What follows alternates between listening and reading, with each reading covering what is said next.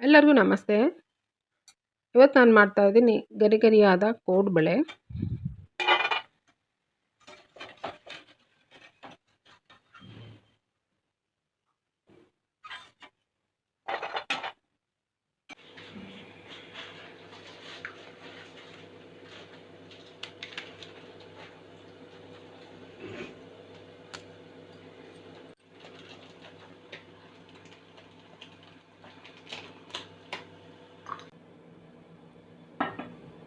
ಮೊದಲಿಗೆ ನಾನು ಒಂದು ದೊಡ್ಡ ಲೋಟ ಅಳತೆಯಲ್ಲಿ ಒಂದು ಲೋಟ ಅಕ್ಕಿ ಹಿಟ್ಟು ತೊಗೊಂಡಿದ್ದೀನಿ. ಒಂದು ಲೋಟ ಅಕ್ಕಿ ಹಿಟ್ಟಿಗೆ ಅರ್ಧ ಲೋಟ ಮೈದಾ ಹಿಟ್ಟು ತೊಗೊಂಡಿದ್ದೀನಿ.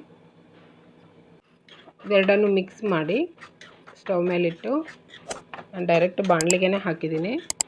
ಹಾಗಾಗಿ ಸ್ಟವ್ ಮೇಲೆ ಇಟ್ಬಿಟ್ಟು ಲೋ ಫ್ಲೇಮಲ್ಲಿ ಇದನ್ನು ಹುರಿಬೇಕು. ಕೆಂಪಗಾಗೋದು ಬೇಡ, ಅದು ಮುಟ್ಟು ನೋಡಿದಾಗ ಕೈ ಹಿಂದಕ್ಕೆ ಸರಿಬೇಕು.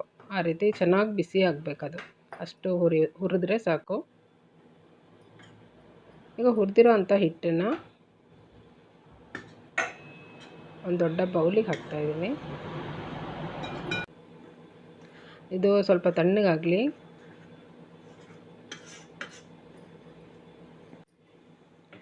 ಅಷ್ಟರಲ್ಲಿ ನಾನು ಇದಕ್ಕೆ ಒಂದು ಮಸಾಲ ಪುಡಿ ರೆಡಿ ಮಾಡ್ತೀನಿ.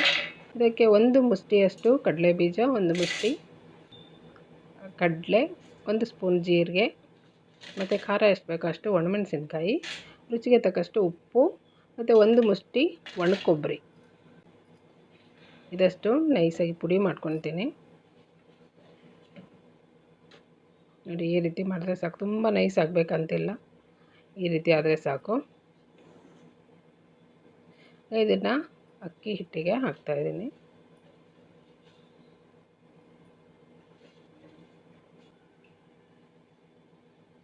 ಈಗ ನೋಡಿ, ಈ ಸೌಟಲ್ಲಿ ನಾನು 2 ಸೌಟು ಬಿಸಿ ಎಣ್ಣೆ, ಕಾಯಿಸಿರೋ ಅಂಥ ಬಿಸಿ ಎಣ್ಣೆ ನಾನು ಹಾಕ್ತಾಯಿದ್ದೀನಿ.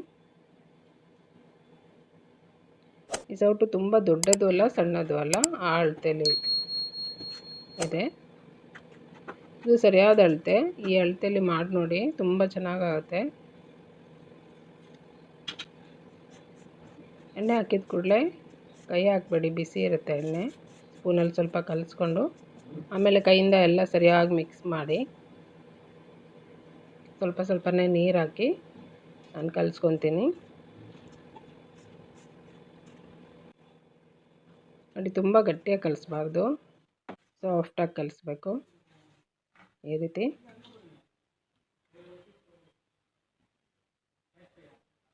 ಕಲಿಸಾದ್ಮೇಲೆ ಒಂದು ಸ್ವಲ್ಪ ಹಿಟ್ಟನ್ನು ತಿಂದು ನೋಡಿ, ಉಪ್ಪು ಖಾರ ಸರಿ ಇದೆಯಾ ಅಂತ.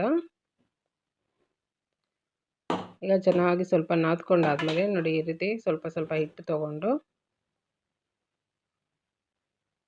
ಕೋಡ್ಬಳೆನ ನಾನು ಮಾಡ್ಕೋತೀನಿ.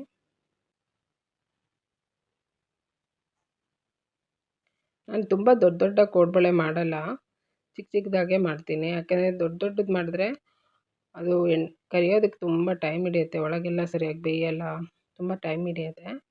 ಹಾಗಾಗಿ ನಾನು ಚಿಕ್ಕ ಚಿಕ್ಕ ಕೋಡ್ಬಳೆನೇ ನಾನು ಮಾಡ್ತಾಯಿದ್ದೀನಿ. ನೋಡಿ, ಈ ರೀತಿ ಈ ಸೈಜಲ್ಲಿ ಮಾಡಿದ್ದೀನಿ.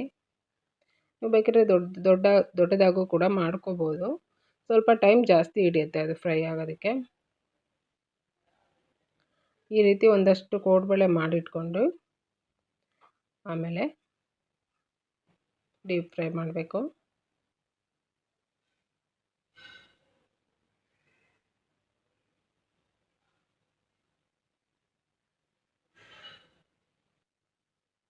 ಎಣ್ಣೆ ಕಾದಿದೆ ಅಂತ ಚೆಕ್ ಮಾಡ್ತಾಯಿದ್ದೀನಿ. ನೋಡಿ, ಸ್ವಲ್ಪ ಹಿಟ್ಟು ಹಾಕಿದ ಕೂಡಲೇ ಅದು ಮೇಲೆ ತೇಲ್ ಬರಬೇಕು, ಆವಾಗ ಎಣ್ಣೆ ಕಾದಿದೆ ಅಂತ. ಈಗ ನಿಧಾನವಾಗಿ ಕೋಡ್ಬಳೆಗಳನ್ನೆಲ್ಲ ಎಣ್ಣೆಗೆ ಹಾಕ್ತಾಯಿದ್ದೀನಿ. ಎಣ್ಣೆ ಮೀಡಿಯಮ್ ಫ್ಲೇಮಲ್ಲಿಟ್ಟು ಎಣ್ಣೆ ಚೆನ್ನಾಗಿ ಕಾದ್ಮೇಲೆ ಕೋಡ್ಬಳೆ ಎಲ್ಲ ಹಾಕಿಬಿಟ್ಟು ಸ್ಟವ್ನ ಪೂರ ಕಮ್ಮಿ ಮಾಡಿಬಿಡಿ. ನಿಧಾನವಾಗಿ ಫ್ರೈ ಆಗಬೇಕು, ಆವಾಗಲೇ ಕೋಡ್ಬಳೆ ಒಳಗೆಲ್ಲ ಚೆನ್ನಾಗಿ ಬೇಯುತ್ತೆ. ಗರಿ ಗರಿಯಾಗಿ ಫ್ರೈ ಮಾಡ್ಬೋದು.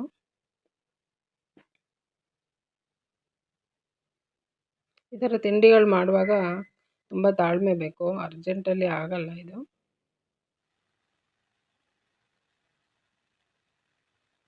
ನೋಡಿ ಈಗ ಬೆಂದಿದೆ ಅಂತ ಹೆಂಗೆ ಗೊತ್ತಾಗುತ್ತೆ ಅಂದರೆ ಕೋಡ್ಬಳೆ ಎಲ್ಲ ಕೆಳಗೆ ಹೋಗುತ್ತೆ, ಮತ್ತು ಇದು ಬಬಲ್ಸ್ ಬರುತ್ತಲ್ಲ, ಬಬಲ್ಸ್ ಎಲ್ಲ ಕಮ್ಮಿ ಆಗಿರುತ್ತೆ, ಕೋಡ್ಬಳೆ ಎಲ್ಲ ಕೆಳಗೆ ಹೋಗುತ್ತೆ.